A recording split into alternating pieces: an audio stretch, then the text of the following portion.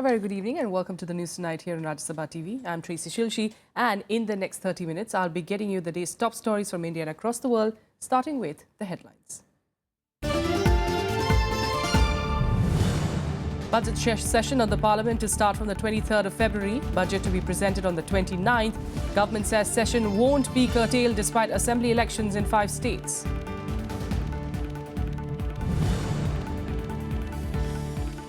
Karnataka government denies racist overtones in the attack on a Tanzanian woman. Centre seeks the report on the incident.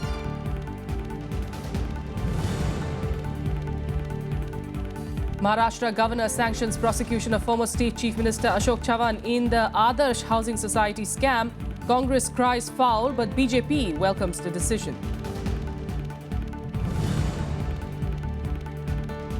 All 10 army personnel trapped in the Siachen glacier are feared dead. Prime Minister Narendra Modi and Congress President Sonia Gandhi extend their condolences.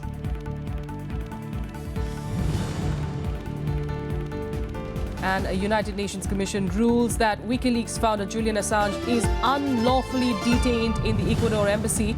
But British Prime Minister David Cameron insists that he will be arrested. Top story this evening. The schedule of the budget session of Parliament has been finalised and will not be curtailed despite assembly elections in 5 states. This was decided by the CCPA, headed by the Home Minister Rajnath Singh, following a meeting with leaders of all parties. Here are more details.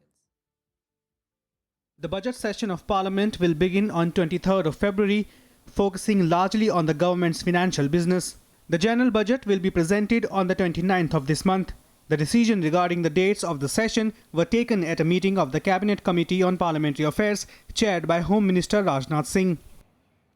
23rd, the joint session will be held. The Honourable President will be addressing the joint session, joint session only. And then, after that, we'll be having the discussion. Then we'll have railway budget on 25th. Then we'll have economic survey on 26th. Then 27th, 28th holidays because Saturday, Sunday. And 29th we are proposing to have budget. And then the discussions will go on up to 16th March. We will again start the session on 25th April and continue up to 13th May. An all-party meeting preceded the CCPA meet where the opposition parties demanded that the budget session of Parliament be not curtailed despite the assembly elections.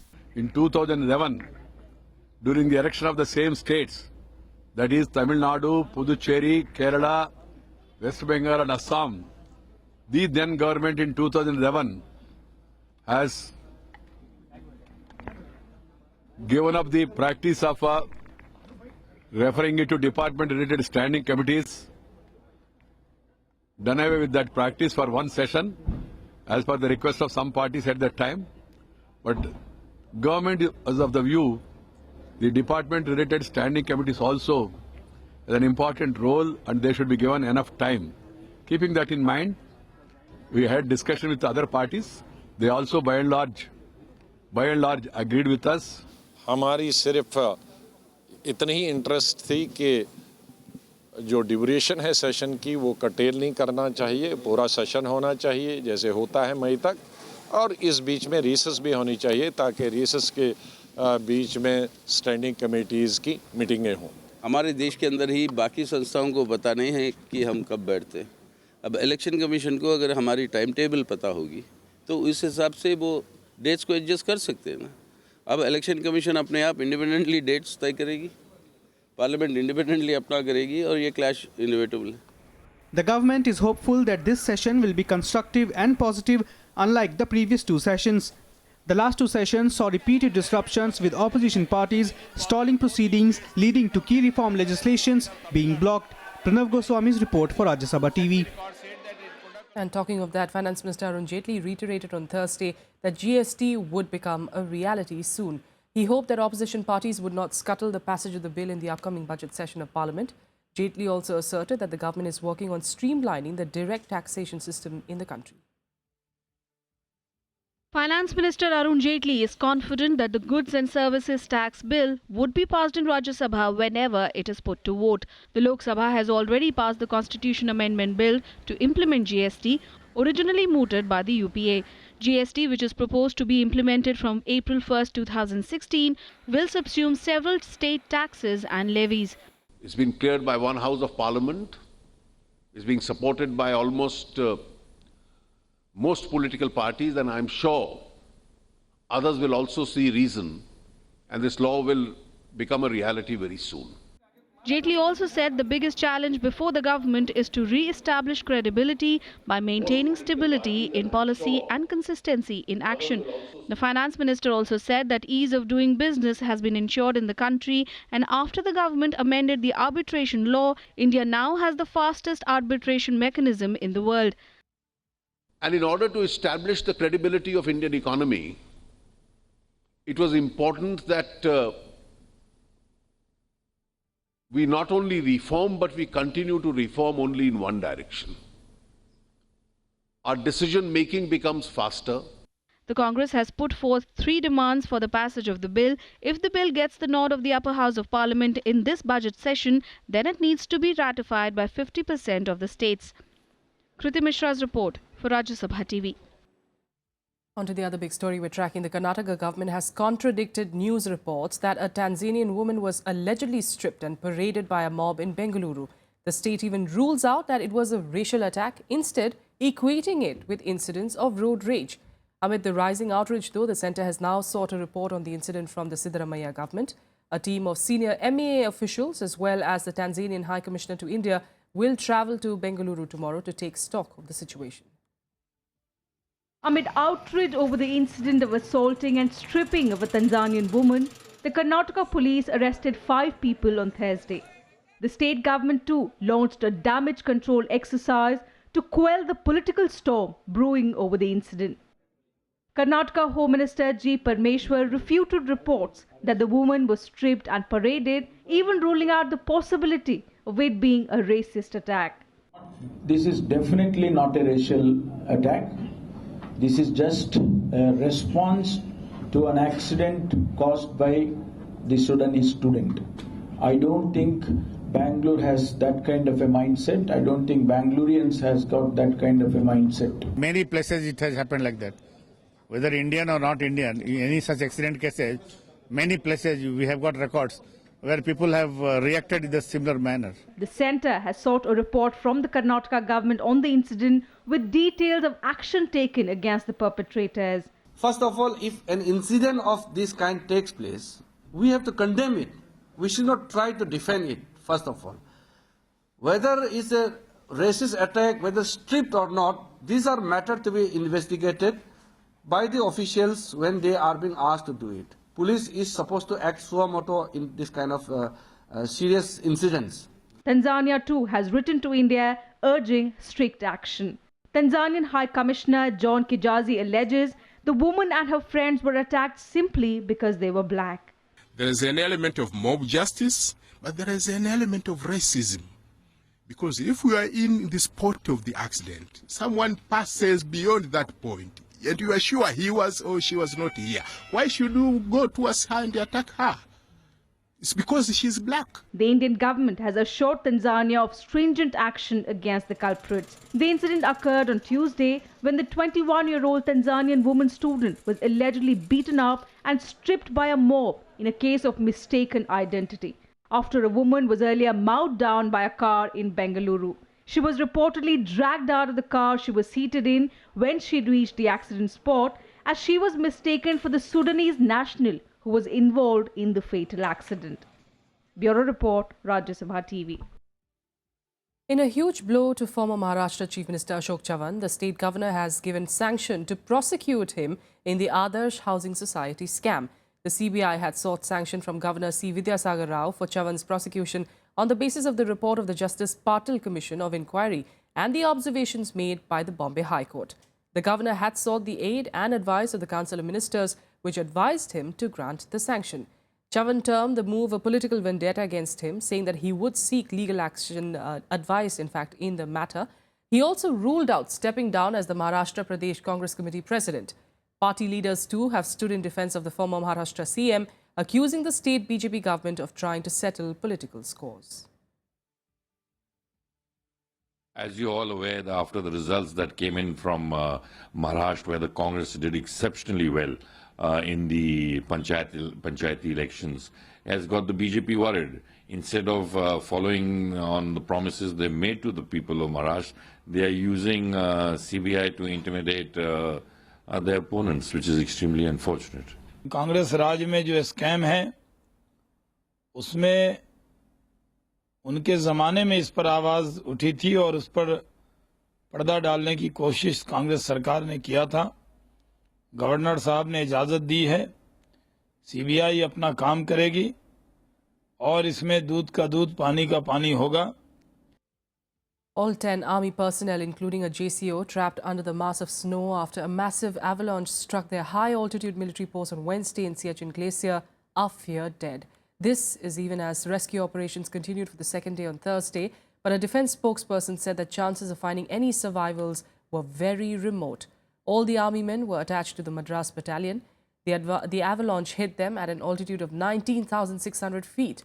A JCO and 9 Jawans were trapped as the avalanche hit them. Prime Minister Narendra Modi expressed grief at the death of the soldiers, calling their demise very tragic. Congress President Sonia Gandhi too expressed her condolences. In other news, the Supreme Court has refused to hear a plea seeking its intervention in the ongoing stir of MCD employees in the national capital.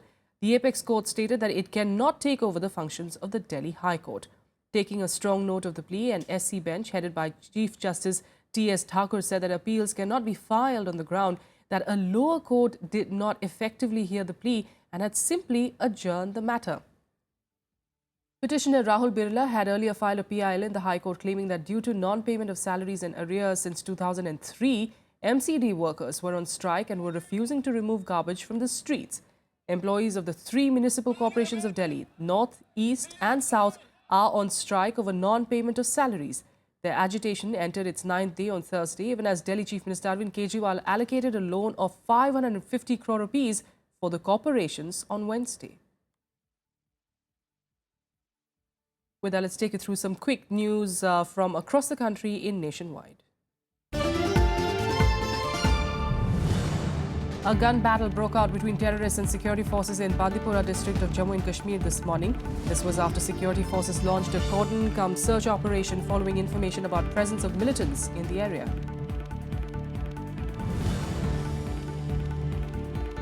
The External Affairs Ministry facilitated the return of an Indian woman, Gurpreet, who was allegedly kept at a refugee camp in Germany along with her 8-year-old daughter by her in-laws. Gurpreet thanked the Indian government for its swift action in rescuing her after she posted a video on Tuesday asking for help.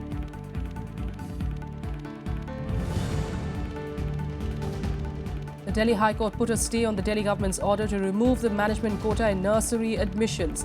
The court said that the Delhi government could not abolish the quota just by an office order because the decision prima facie violated an order of the Lieutenant Governor passed in 2007.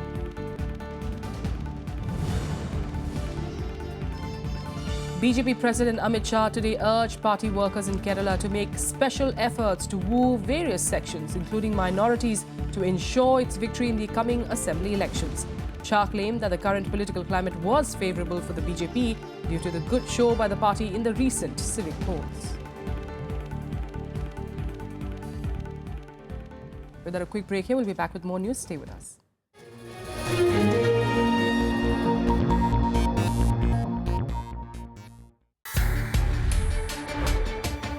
India's biggest newsmakers. Opinion makers of the day. I had 2 questions. India, we all know we have been having the focus is really on highways. They are not stepping out and say that we will do it. In direct interaction. You can donate eye, but you cannot donate vision. The lack of the vision is an important problem in the country. RSTV takes television programming to a whole new level. Watch Transport Minister Nitin Gadkari in full flow on Spotlight, Thursday at 10 p.m.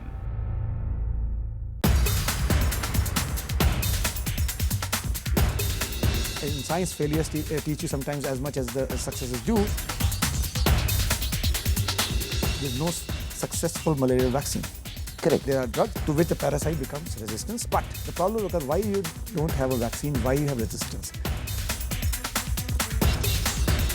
The understanding of the molecular details help you address these issues they may take time, in a more efficient way. Watch Eureka with Dr. Pushkar Sharma, scientist at National Institute of Immunology, on Rajya Sabha television.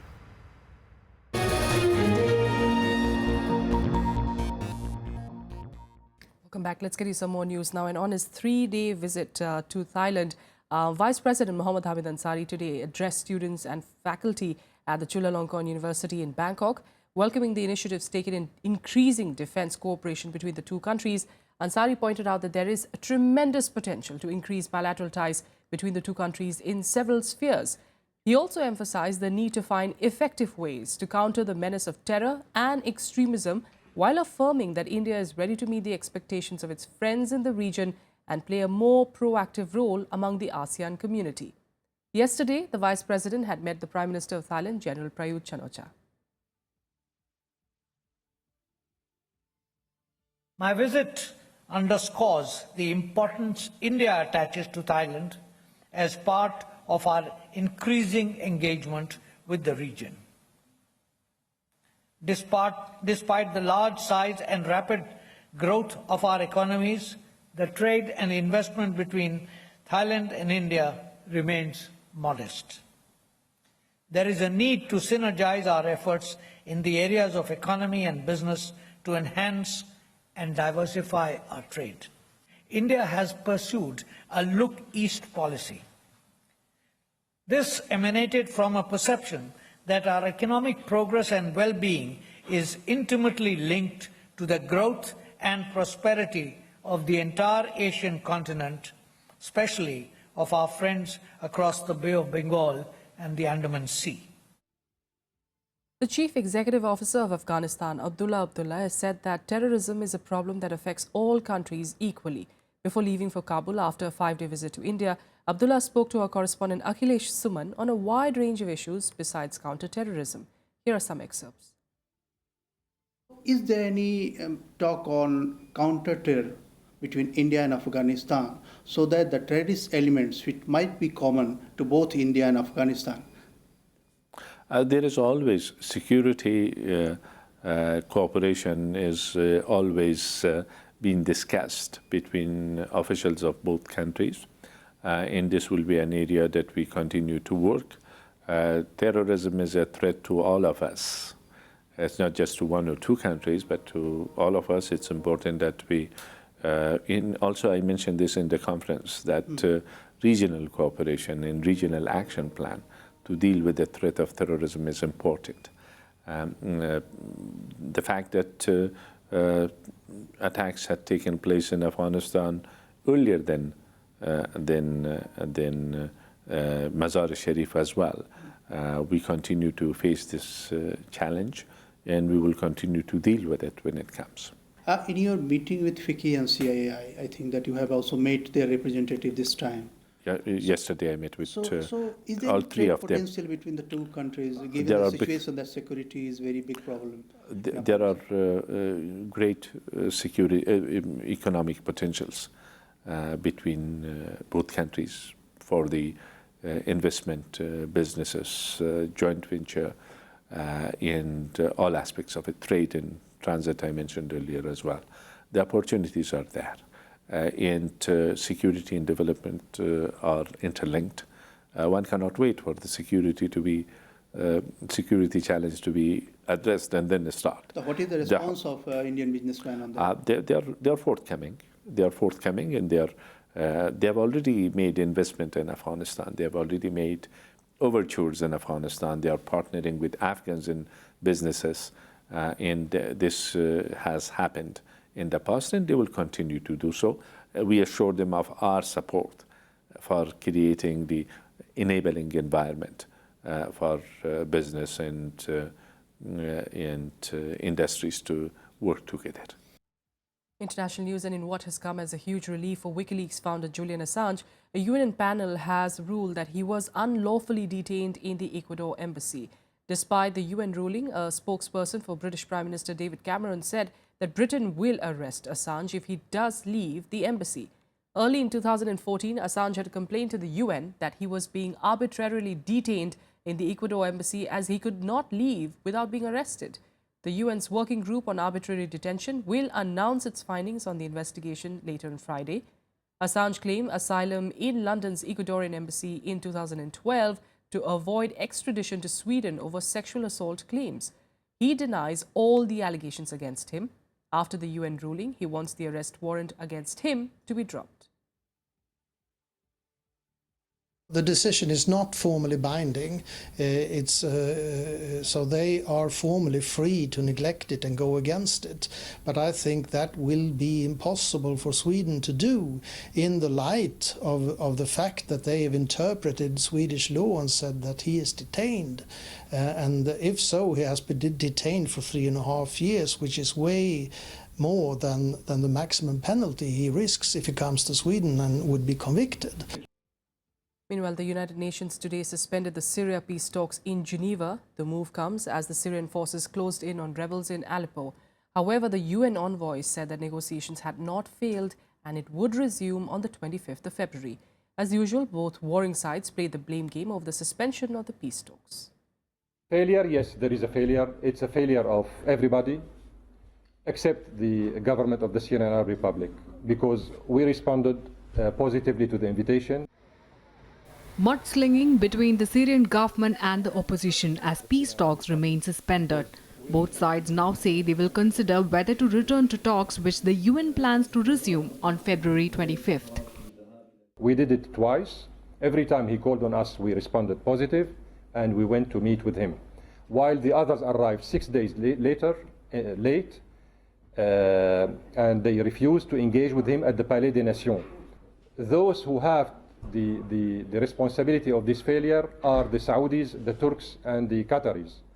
They are the real handlers and masters of the Riyadh group. العليا للمفاوضات سيغادر غدا جنيف ولن يعود إلى جنيف إذا لم يكن هناك تحقيق للمطالب الإنسانية للشعب. خلال الأيام الماضية كان هناك حديث حول وقف القصف أو وقف إطلاق النار. The UN decision came after the Syrian army, backed by Russia, advanced against rebel forces in north of Aleppo, disrupting humanitarian aid from Turkey. However, the UN envoy is optimistic. He said talks haven't failed, as he sought immediate international support led by the United States and Russia. Russia, meanwhile, came under sharp criticism from the US and France for its military intervention in Syria. From the first day, I've indicated that I'm not prepared to hold talks for the sake of talks. And the Secretary General has saying the same. And therefore, I've been asking and will be asking for the ISFG to convene as soon as possible, hopefully already in Munich, the Security Council to meet, and we reconvene in Geneva again on the 25th of February. On the ground in Syria, the war rages on. But there is a ray of hope as world leaders arrived in London for the Syrian Donors Conference. It is a one-day London conference aimed to tackle the dire humanitarian needs in Syria. Britain and Norway pledged to spend an additional $2.9 billion in aid by 2020. At this summit, many people will talk about the 1.4 million children who are out of school in Syria, who have become refugees. And it is important that we hear from these children, from these young people of Syria in their own words. Over the past 2 days, aid convoys have delivered much-needed humanitarian aid to several Syrian towns, a temporary relief for Syrians from starvation and death. Bureau Report, Rajya Sabha TV. Let's get you some more international news updates now in Global Buzz. 2 suspected US drone strikes killed 12 Islamist militants overnight in southern Yemen. The death toll included a top Al-Qaeda commander who is suspected to be the new leader of the Islamic State in Yemen. One strike killed 6 men in a car traveling in Shabwa province.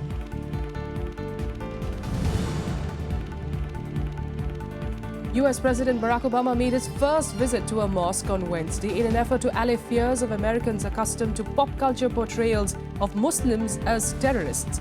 The visit reassured Muslim American youth about their place in the nation. Obama declared that attacks on Islam were an attack on all religions.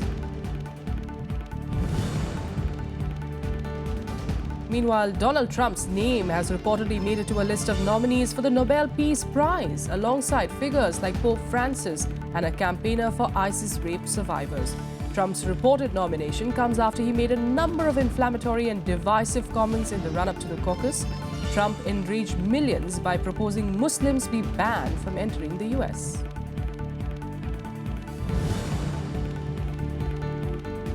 The Israeli army blockaded a village in northwest bank today. It claimed it was home to Palestinian assailants who carried out a deadly attack in Jerusalem.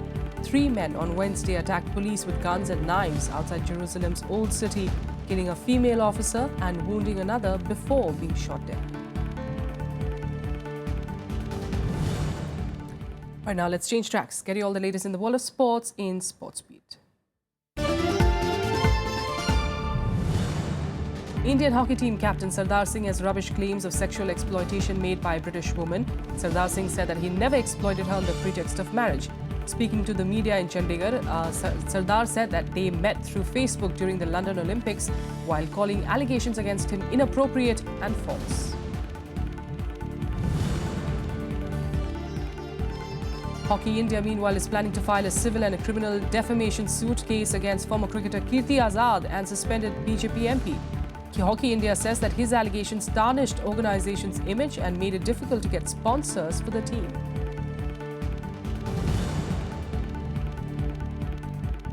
Barcelona handed Valencia a humiliating defeat in the Copa del Rey semi-final first leg at Nou Camp. Luis Suarez scored 4 goals, while Lionel Messi scored a hat-trick as Barcelona scored 7 goals against their opponents. The return leg will be played at Mestalla next Wednesday. Cricket Australia on Thursday banned yet another female cricketer for 6 months for placing bets on a men's test match between Australia and New Zealand. 19-year-old cricketer Pepper Cleary, contracted to the Perth Scorchers in the Women's 2020 Big Bash League, received a further 18-month suspended sentence after admitting placing bets totaling $15.50 Australian dollars on the third test last November. Well, that's all we have for you on the news tonight. From the entire team here, good night.